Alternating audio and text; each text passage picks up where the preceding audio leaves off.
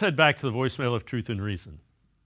Hey, Dave, Frank from Cleveland, brother. The guy from Rochester. I wasn't comparing Kevin Stefanski to Bill Walsh.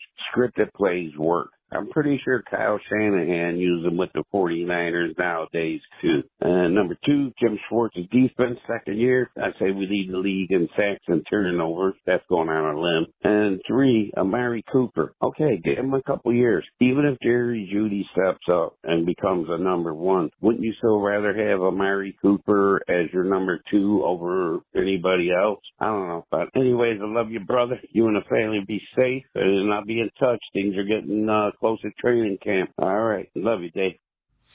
As always, appreciate all of the voicemails. So, Tim, we talked about the scripted plays. I brought it up because there's a stat that says if the team scores first in the NFL, they win 70% of the games.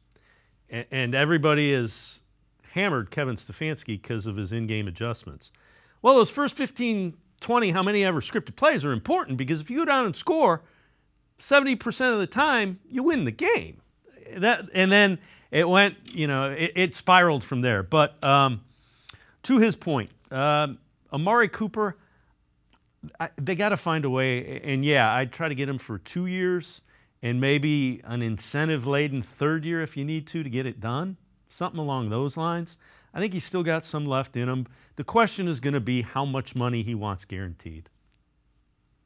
Yeah, and I think that's ultimately, the big question. As much as, what the term's going to be, I agree maybe 3 years is the max I would go just because you don't want to be paying a lot of money to a guy who's on a decline. And the good thing with Amari Cooper is he's obviously had 2 great seasons. He's been productive regardless of who's been throwing in the football.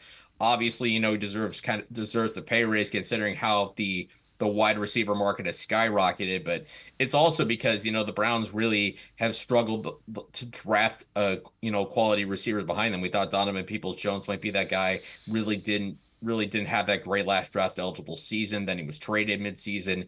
Still waiting to kind of see what Cedric Tillman and David Bell are going to be. Obviously, they traded for Jerry Jeudy, and there's a lot of buzz around him. But the thing with Amari Cooper and why you sign him, you know exactly what he is. You know how he plays. You know he's a big play guy. That he's a legitimate number one guy. And guys like that are hard to find. And when you find one of those guys, you find a way to keep him. And that's a big reason. That's one of the reasons Andrew Berry has really been working hard with cap flexibility is to have the room to keep these guys around as long as possible. So certainly no reason a deal can't get done. It's just kind of, to me, a question of when, how long, and how much it's going to be to keep Cooper in Cleveland.